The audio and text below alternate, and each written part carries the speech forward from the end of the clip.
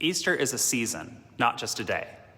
The season of Easter begins at sundown before Easter Day and lasts until Pentecost Sunday, 50 days after Easter Sunday.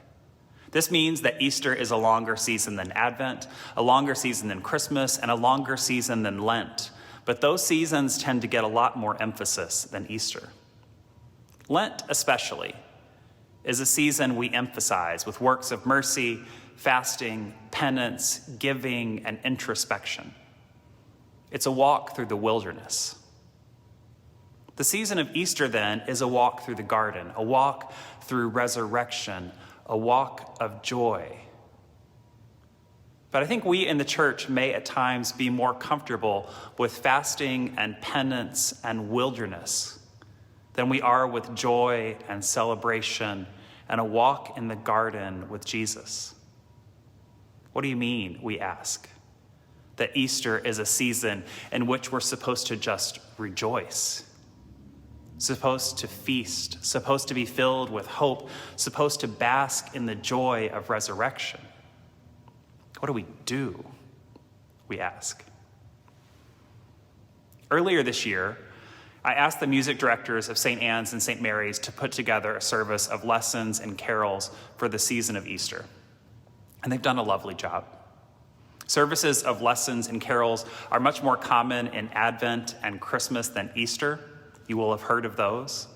But Easter is a time worthy of our attention, worthy of our resting in the joy of the resurrection. At this service, which is on Sunday night at 5 p.m. at St. Mary's in Crystal Lake, at this service, we will hear many of the resurrection stories from the Gospels, which together paint a picture for us of the experience of those first witnesses of the resurrection. The lessons will be punctuated by music for the season of Easter, some hymns, some anthems.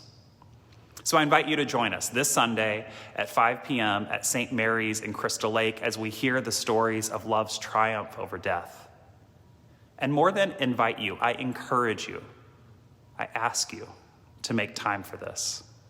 I promise it will be worth your while and it will lift your spirit this Easter season as we remember that love lives again.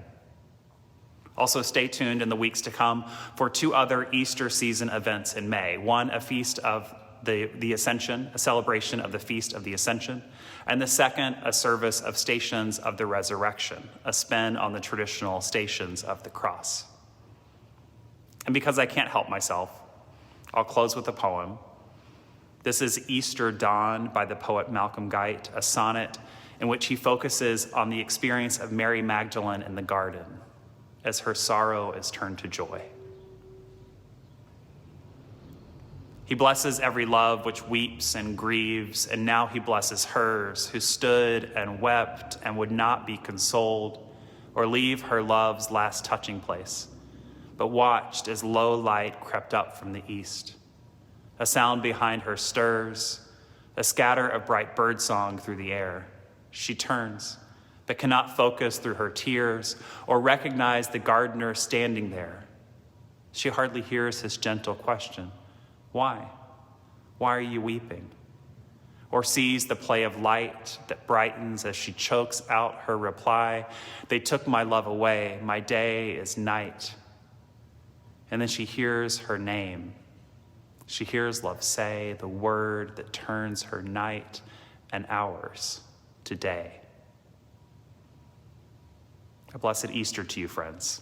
I hope to see you on Sunday night at 5 p.m. at St. Mary's for a service of lessons and carols for Easter. Peace.